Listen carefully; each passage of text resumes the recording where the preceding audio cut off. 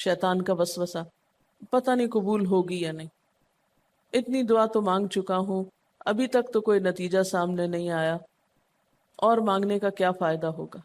کیا واقعی دعا مانگتے ہوئے یہ وسوسہ نہیں آتا سب کو؟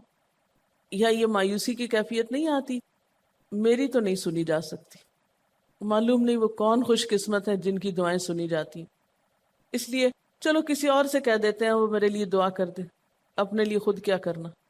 تو شیطان ہمیشہ دعا مانگنے کے عمل میں رخنا ڈالتا ہے، خلل پیدا کرتا ہے، کیونکہ دعا ایک ایسا عمل ہے جو اللہ اور بندے کے درمیان ایک محبت کا تعلق پیدا کرتا ہے، ایک اپنائیت کا تعلق پیدا کرتا ہے، ایک تقرب کا تعلق پیدا کرتا ہے۔ جب انسان اپنے رب سے مانگتا ہے تو اس کا احسان مند ہوتا ہے، اس کے قریب آ جاتا ہے، اور مانگتا انسان کس سے ہے؟ جس پر مان ہوتا ہے، جس پر یہ یقین ہوتا ہے کہ وہ دے گا، جس پر اعتماد ہوتا ہے کہ وہ میرا بہت خیر خواہ ہے، میرا بھلا کرنے والا ہے۔ انسان ہر ایک سے نہیں مانگ سکتا، ہر ایک کے سامنے اپنی ضرورت نہیں رکھ سکتا۔ تو اگر دیکھا جائے تو ایک اللہ کی ذات ایسی ہے کہ جس سے یہ ساری توقعات پوری ہو سکتی ہیں۔ اللہ کے سوا کوئی نہیں کہ جو انسان کے ساتھ ایسا معاملہ کر سکے۔ اس لیے تمہارا رب کہتا ہے کہ مجھ سے مانگو، اس کو پسند ہے بندوں کا مانگنا۔ اچھا، یہ جو دعا ہے اس میں صرف کسی چیز کا براہ راست نام لے کر مانگنا ہی شامل نہیں، یعنی مانگنے کے طریقوں میں صرف ایسا ہی نہیں کہ ہم کہ یا اللہ فلاں چیز مجھ کو دے دے۔ اس کے کئی انداز ہو سکتے ہیں۔ ایک تو یہی براہ راست کسی خاص چیز کا سوال کرنا، یہ بھی بہت اچھا ہے۔ بندوں سے سوال کرنا برا ہے، لیکن اللہ تعالیٰ سے سوال کرنا تو عبادت کا درجہ رکھتا ہے۔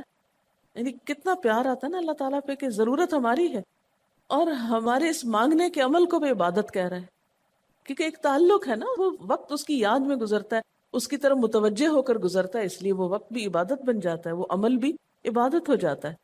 تو ایک تو یہ کہ جیسے ہم سوال کرتے ہیں اللہم انی اسألک کہہ کے دعا مانگتے ہیں، یہ جتنی مسنون دعا میں آپ نے دیکھا ہوگا اسألک برابر سوال کا لفظ ہے۔ لیکن کچھ دعائیں ایسی ہوتی ہیں جس میں سوال نہیں کیا جاتا، صرف اللہ تعالیٰ کی حمد و ثنا کر دی جاتی ہے، جیسے حضرت ایوب علیہ السلام نے کہا تھا انی مسنی الضر وانت ارحم الراحمین۔ یہ بھی دعا کا ایک انداز ہے، مانگا کچھ بھی نہیں، بس اپنی تکلیف کا اظہار کر دیا اور اللہ تعالیٰ کی حمد و ثنا کر دی، مجھے تکلیف پہنچی ہے اور آپ سب سے بڑھ کے رحم فرمانے والے۔ یہ بھی نہیں کہا آپ رحم فرمائیے، کہا آپ تو سب سے بڑھ کے رحیم ہیں اور میری تکلیف آپ جانتے ہیں۔ یہ بھی ایک سٹائل ہے۔ اسی طرح کوئی ذکر کر دینا، مثلا استغفار پڑھنا۔ اب استغفار پڑھنے والے کے لیے کتنی خوشخبریاں ہیں کہ اس کا ہر مسئلہ آسان ہو سکتا ہے اس کی وجہ سے۔ خیر اس میں تو بخشش کی طلب ہوتی ہے، ایک طلب کا انداز ہے، لیکن استغفار جو ہے وہ عام دعا سے ذرا مختلف ہے۔ اسی طرح درود شریف پڑھنا، اس میں اپنے لیے تو آپ کچھ بھی نہیں مانگ رہے ہوتے، نبی صلی اللہ علیہ وسلم کے لیے مانگ رہے ہیں، لیکن وہاں کیا ہو رہا ہے کہ جب آپ ان کے لیے رحمت کی دعا مانگتے ہیں اللہ تعالیٰ آپ پہ 10 رحمتیں فرماتے ہیں۔ یہ بھی ایک مانگنے کا انداز ہے۔ اب درود شریف پڑھنا جو ہے باعث برکت بھی ہے، عبادت بھی ہے، ذکر بھی ہے، اور ایک طرح کی دعا بھی ہے۔ اسی طرح بعض اذکار کے آپ نے کتنے فائدے دیکھیں، صبح شام کی دعاؤں میں آپ دیکھیے آپ پڑھتے ہیں بسم اللہ الذی لا یضر مع اسمہ شیء فی الارض ولا فی السماء وہو السمیع العلیم۔ یہ صرف ذکر ہے، اس میں آپ مانگ تو کچھ نہیں رہے، لیکن کتنی فضیلت ہے اس کی کہ جو شخص یہ دعا پڑھے گا اس کو کوئی چیز نقصان نہیں دے گی۔ اس میں آپ یہ نہیں کہہ رہے کہ یا اللہ میں تجھ سے سوال کرتا ہوں کہ ہر نقصان دہ چیز کو مجھ سے دور کر دے، نہیں۔ پھر اسی طرح اللہ تعالیٰ کی حمد و ثنا کے جو کلمات ہیں، مثلا لا الہ الا اللہ وحدہ لا شریک لہ لہ الملک ولہ الحمد وہو علی کل شیء قدیر۔ عرفات کی حدیث میں آتا ہے کہ آپ نے فرمایا کہ عرفات میں میری دعا اور مجھ سے پہلے انبیاء کی دعا یہ کلمہ ہے، یہ لا الہ الا اللہ۔ اب اگر دیکھا جائے تو اس سے تو کوئی دعا کی بات نہیں، یہ تو صرف اللہ کا ذکر ہے۔ تو یہ بھی مانگنے کا ایک طریقہ، ہم مانگے کچھ نہیں، بس صرف ذکر کرتے رہیں اس کا بیٹھ کے۔ اسی طرح آپ دیکھتے ہیں کہ طواف کے دوران آپ کیا پڑھتے تھے، سبحان اللہ والحمد للہ ولا الہ الا اللہ واللہ اکبر۔ اب یہ دعا تو نہیں، یہ تو ذکر ہے اللہ کا۔ تو اللہ تعالیٰ کا ذکر کرنا، اس کی کتاب کی تلاوت کرنا، اس کو پڑھنا، علم حاصل کرنا، یہ ایسے اعمال ہیں کہ جن میں مشغول ہو کر انسان کے لیے کائنات کی ہر چیز دعائیں کرنے لگتی، طالب علم کے لیے بہت سی مخلوق دعائیں کرتی. آپ مشغول ہو گئے کسی اور کام میں، خدمت خلق میں یا علم حاصل کرنے میں، اور اللہ تعالیٰ کی مخلوق شروع ہو گئی آپ کے لیے دعائیں کرنا. عرش والے فرشتے آپ کے لیے دعائیں کرنے لگتے ہیں اگر آپ ایمان لا کر اچھے کام شروع کر دیں.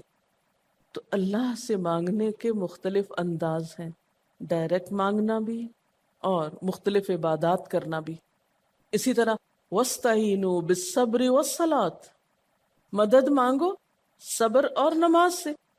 ٹھیک ہے، نماز میں انسان بہت سی دعائیں پڑھتا ہے، لیکن اگر مشکل وقت میں انسان صبر کے ساتھ نفل پڑھ کے اللہ تعالیٰ کا ذکر کرے اور اس کو سمجھ نہ بھی آئے کہ کیا دعا مانگو، کیونکہ بعض پریشانیاں ایسی ہوتی ہیں کہ انسان منہ سے کچھ نکال بھی نہیں سکتا، تو یہ نماز بھی کافی ہو جائے گی.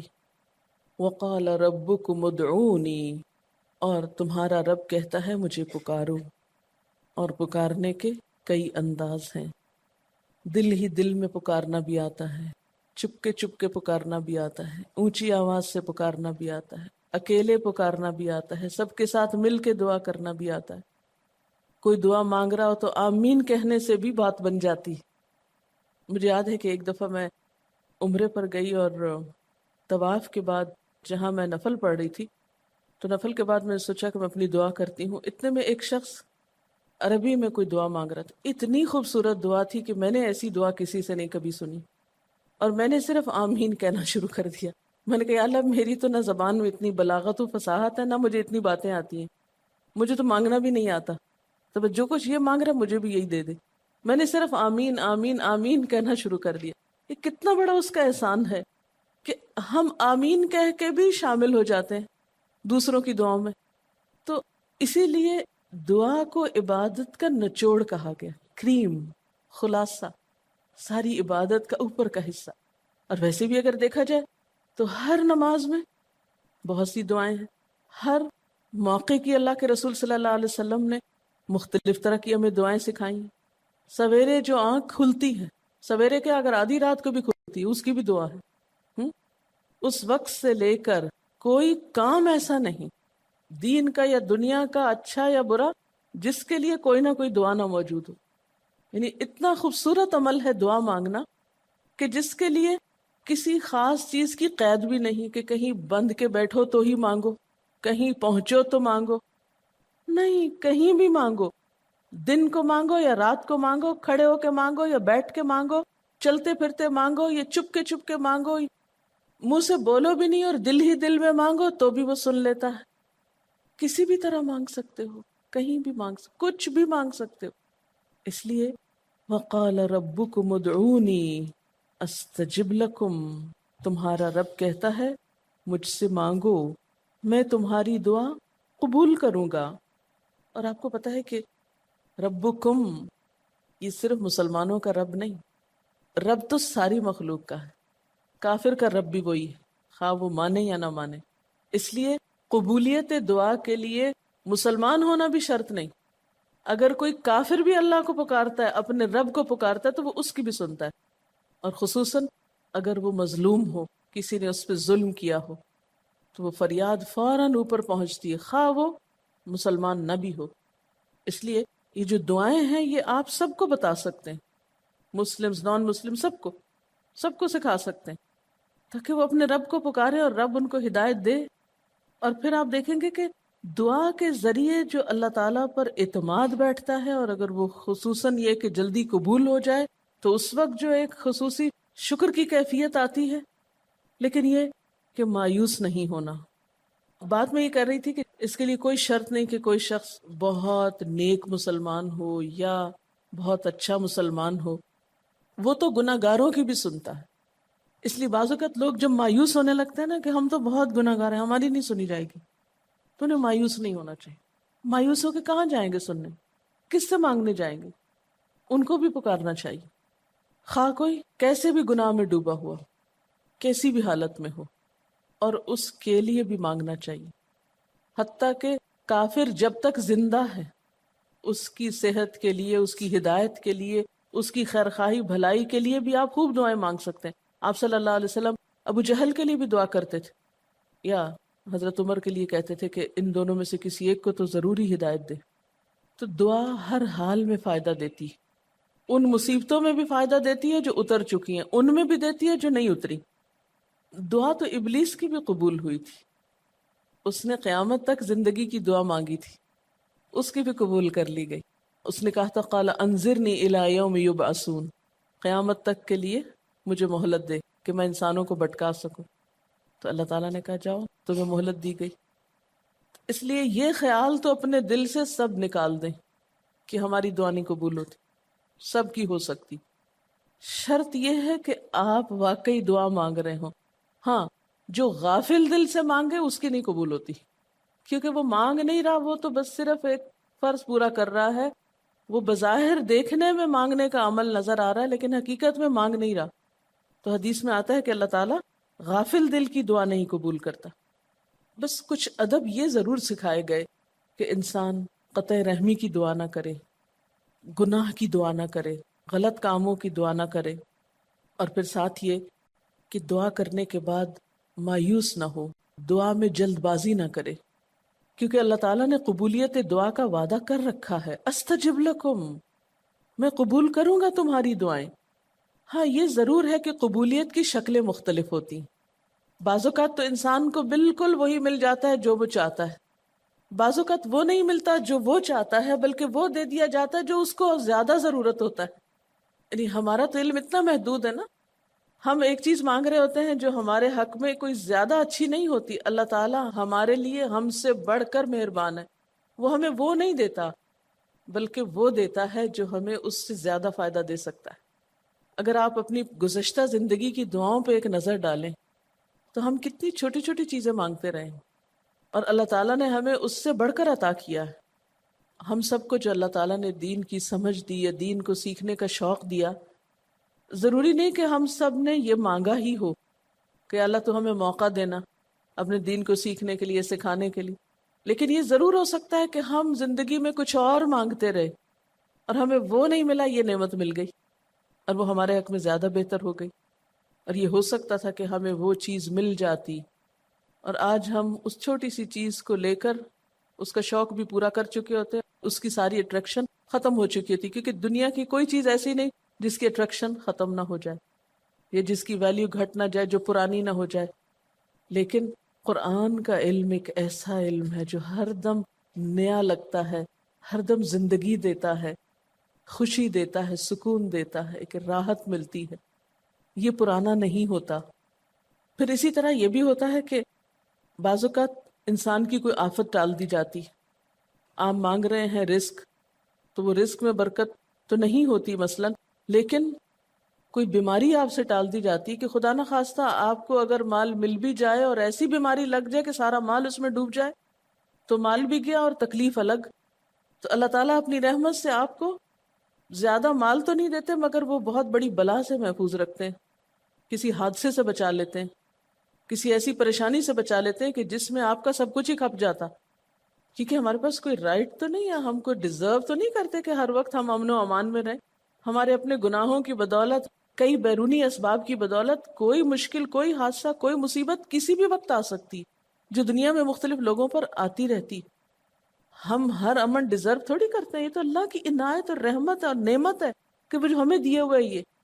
اور یہ عین ممکن ہے کہ ہم کوئی اور دعا مانگتے ہوں اور اللہ تعالیٰ اس کی بجائے ہمیں عافیت میں رکھے ہوئے ہو، ایک پرسکون زندگی دیے ہوئے ہیں ہمیں کہ ہمارے ہاتھ پاؤں سلامت ہیں، ہم بول سکتے ہیں، ہم دیکھ سکتے ہیں، ہم کھا پی سکتے ہیں، ہم چل پھر سکتے ہیں، ہم کسی کے محتاج نہیں ہیں. کتنا بڑا احسان ہے اس کا. اس لیے اگر کوئی دعا وقتی طور پر بعینہ ہی قبول نہیں ہوتی، بعینہ ہی کا کیا مطلب ہے؟ ایز اٹ از، جس طرح ہم چاہتے ہیں، تو بھی کوئی بات نہیں، صبر کرنا چاہیے. لیکن یہ نہیں سوچنا چاہیے کہ نہیں اللہ تعالیٰ دعا نہیں سنتا. ایک اور جگہ پر بھی فرمایا وَإِذَا سَأَلَكَ عِبَادِي عَنِّي فَإِنِّي قَرِيبٌ أُجِيبُ دَعْوَةَ الدَّاعِ إِذَا دَعَانِ فَلْيَسْتَجِيبُوا لِي وَلْيُؤْمِنُوا بِي لَعَلَّهُمْ يَرْشُدُونَ. جب میرے بندے آپ سے میرے بارے میں سوال کریں تو آپ بتا دیجئے کہ میں قریب ہوں، بہت قریب ہوں. اجیب دعوت الداعی، میں پکارنے والے کی پکار کا جواب دیتا ہوں. استجب لکم، قبول کرتا ہوں. یہ ایسے دل کے بہلانے کے لیے نہیں کہا گیا، یہ حقیقت ہے، یہ سچ ہے، اس پر ہمارا ایمان اور یقین ہونا چاہیے پختہ، اور اس کو چھوڑ کر اوروں کے پاس نہیں جانا چاہیے، کسی اور سے نہیں مانگنا چاہیے، صرف اسی سے مانگنا چاہیے، کیونکہ یہ عبادت بھی ہے اور پھر وہ ہر چیز دینے کے قابل بھی ہے، اس کی قدرت، اس کا علم، اس کی رحمت ہر چیز پہ چھائی ہوئی ہے، اس لیے اس سے مانگتے چلے جاؤ، اور پھر کبھی ایک انداز سے، کبھی دوسرے انداز سے، کبھی تیسرے انداز سے، لیکن اس سے ہمیشہ اچھی امید رکھو، لا تقنطوا من رحمت اللہ۔ لیکن اس کے ساتھ ساتھ ہمیں کچھ فارمل آداب بھی سکھائے گئے ہیں، ایٹ ٹائمز ان کا بھی لحاظ رکھنا چاہیے، یعنی ہر وقت دعا مانگنے کے لیے فارمل انداز اختیار کرنے کی ضرورت نہیں ہے۔ مثلا صبح شام کے اذکار ہیں، چلتے پھرتے آپ پڑھ سکتے ہیں، اب مثلا باتھ روم میں داخل ہونے کی دعا ہے تو اب آپ پہلے سے تسبیح اور درود شریف تو نہیں اس کے پڑھیں گے، یا نکل کے وہ ساری فارمیلٹیز تو نہیں پوری کریں گے جو دعا کے اول آخر کی جاتی ہیں عموماً جب فارمل دعا مانگی جاتی ہے۔ تو ایٹ ٹائمز آپ بس ڈائریکٹ دعا مانگ لیں، ایٹ ٹائمز آپ پوری فارمیلٹیز کے ساتھ مانگ لیں، اور اس میں آپ دیکھیے کہ فارمل دعا مانگنے کا طریقہ کیا ہے کہ اللہ تعالیٰ کی حمد و ثنا سے شروع کیا جائے، نبی صلی اللہ علیہ وسلم پر درود بھیجا جائے، پھر اسی طرح یہ ہے کہ دعا میں عاجزی ہونی چاہیے، مانگنے کا انداز غالب ہونا چاہیے، شعر کے انداز میں چیخ چلا کے دعا نہیں مانگنی چاہیے، یا تقریر کے انداز میں دعا نہیں مانگنی چاہیے، امید اور خوف کے درمیان اعتدال کے ساتھ، پھر اسی طرح یہ کہ دعا میں مبالغہ آرائی نہیں کرنی چاہیے، پھر اسی طرح کچھ چیزیں ایسی ہیں کہ جن کا اگر اہتمام کبھی ہو سکے، کبھی کبھار تو بہت اچھا ہے، اور خصوصی جو قبولیت کے اوقات ہیں ان کا لحاظ رکھتے ہوئے ان مواقع سے فائدہ اٹھانا چاہیے، مثلا رات کے تیسرے حصے میں یعنی سحر کے وقت، پھر اسی طرح اذان اور اقامت کے درمیان، صف میں کھڑے ہو کر، صدقہ کرنے کے بعد، کوئی بھی نیکی کا کام کرنے کے بعد، عصر کی آخری گھڑی میں، جمعے کے دن ایک خاص گھڑی میں، سجدے میں دعا، رات کو آنکھ کھل جانے پہ دعا، امر بالمعروف اور نہی عن المنکر کے بعد دعا، تلاوت قرآن کے بعد دعا، عرفہ کے دن کی دعا، رمضان کے مہینے میں خصوصاً روزہ افطار کرتے وقت دعا، پھر عادل امام کی دعا، مسافر کی دعا، بارش کے وقت کی جانے والی دعا، یہ خاص قبولیت کے اوقات اور اسباب ہیں، پھر التحیات اور درود شریف کے بعد کی جو دعا ہے جو ہم بیٹھ کے نماز کے آخر میں پڑھتے ہیں، یہ بھی صرف رب جعلنی تک ہی نہیں بلکہ اس سے زیادہ دعائیں بھی ہیں۔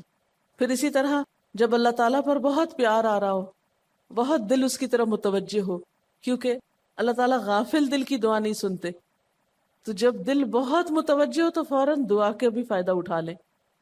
اسی طرح اضطراری کیفیت میں، بہت بے چینی کے وقت، جب کچھ سمجھ میں نہ آ رہا ہو، بیماری کے وقت، پھر اسی طرح سفر کے وقت، پھر اولاد کی دعا ماں باپ کے لیے، ماں باپ کی دعا اولاد کے لیے، استاد کی دعا شاگردوں کے لیے، شاگردوں کی دعا استاد کے لیے، اور جب دعا مانگے تو انداز کیا ربنا اغفر لی ولوالدی وللمؤمنین، اپنی ذات سے شروع کر کے والدین یا قریبی لوگوں کے بعد پھر سب کے لیے عام دعا، پھر اسی طرح وضو کے بعد کی دعا، کعبہ کو دیکھتے وقت جب پہلی نظر سے دیکھیں، پھر حتیم کے اندر، پھر سعی اور طواف کرتے وقت دعائیں پڑھنا، پھر مزدلفہ میں۔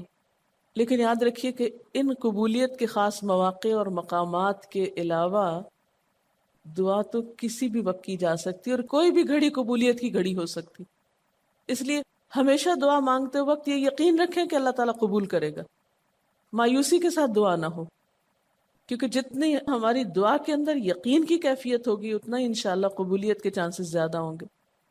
یعنی عزم کے ساتھ دعا مانگنی چاہیے، یہ نہیں کہنا چاہیے یا اللہ تو چاہے تو قبول کر، نہیں چاہتا تو نہ کر، یہ نہیں کہنا چاہیے کبھی بھی، نہیں یا اللہ تو کر سکتا ہے تو قبول فرما۔ پھر اسی طرح آپ دیکھیں کہ مظلوم کی بد دعا جو ہے وہ بہت تیزی سے قبول ہوتی، کہتے ہیں نا مظلوم کی بد دعا سے بچو کیونکہ وہ کہاں جا پہنچتی ہے، ساتویں آسمان تک۔ اور پھر آپ دیکھیے کہ نبی صلی اللہ علیہ وسلم نے فرمایا لا يرد القضاء الا الدعاء، قضاء کو کوئی چیز نہیں ٹال سکتی مگر دعا، یعنی تقدیر بھی بدل دیتی۔ آپ صلی اللہ علیہ وسلم نے فرمایا آدمی جب کبھی اللہ سے دعا مانگتا ہے اللہ تعالیٰ اسے یا تو وہی چیز دے دیتا ہے جس کی اس نے دعا کی تھی، یا اس درجے کی کوئی بلا آنے پہ اس سے روک دیتا ہے۔ آپ صلی اللہ علیہ وسلم نے فرمایا بندے کی دعا قبول کی جاتی ہے بشرطے کہ وہ کسی گناہ کی یا قطع رحمی کی دعا نہ کرے اور جلد بازی سے کام نہ لے۔ عرض کیا گیا جلد بازی کیا ہے یا رسول اللہ؟ فرمایا جلد بازی یہ ہے کہ آدمی کہے میں نے بہت دعا کی مگر میں دیکھتا ہوں کہ میری دعا قبول ہی نہیں ہوتی، اور یہ کہہ کر آدمی تھک جائے اور دعا مانگنی چھوڑ دے۔ نہیں، دعا سے کبھی نہ تھکے، اس لیے کہ اللہ کی نگاہ میں دعا سے بڑھ کر کوئی چیز باوقت نہیں۔ لیس شیء اکرم علی اللہ من الدعاء۔ اور پھر خصوصاً اللہ کا فضل مانگنا، قرآن پاک میں بھی اللہ تعالیٰ فرماتے ہیں وَاسْأَلُوا اللَّهَ مِنْ فَضْلِهِ، اللہ سے اس کے فضل کا سوال کرو۔ پھر اسی طرح عافیت کی دعا کہ اللہ تعالیٰ ہر حادثے مصیبت تکلیف پریشانی سے بچا کر رکھے، یہ دعا بھی بہت پسندیدہ ہے اللہ تعالیٰ کے نزدیک۔ آپ صلی اللہ علیہ وسلم نے فرمایا دعا ہر حال میں فائدہ دیتی ہے، ان بلاؤں کے معاملے میں جو نازل ہو چکی اور ان کے معاملے میں جو نازل نہیں ہوئی۔ بس اے بندگان خدا تم ضرور دعا مانگا کرو۔ اور پھر آخری بات کہ تم میں سے ہر شخص کو اپنی ہر حاجت اپنے رب سے مانگنی چاہیے، حتیٰ کہ اگر جوتی کا تسمہ بھی ٹوٹ جائے تو بھی اللہ تعالیٰ سے دعا کرے۔ یعنی چھوٹی چھوٹی چیزوں میں بھی جب ضرورت پیش آئے تو اللہ کی طرف رجوع کرے۔ وَقَالَ رَبُّكُمُ ادْعُونِي أَسْتَجِبْ لَكُمْ، اور تمہارا رب کہتا ہے کہ مجھے پکارو، مجھ سے مانگو، میں تمہاری دعا قبول کروں گا۔ ان الذین یستکبرون عن عبادتی، بے شک وہ لوگ جو میری عبادت یعنی دعا سے تکبر کرتے ہیں، یعنی مجھ سے تکبر کی بنا پر نہیں مانگتے، جیسا کہ حدیث میں بھی آتا ہے من لم یسأل اللہ یغضب علیہ، جو اللہ سے نہیں مانگتا اللہ اس پہ غضبناک ہوتا ہے۔ یعنی جو دعا نہیں کرتا اللہ تعالیٰ اس سے ناراض ہوتا ہے، کیونکہ وہ تو بے تعلق ہو گیا نا اپنے رب سے نہ مانگ کر، اور خصوصاً تکبر کی وجہ سے۔ ایسے لوگوں کی جزا کیا ہے؟ سیدخلون جہنم داخرین، ان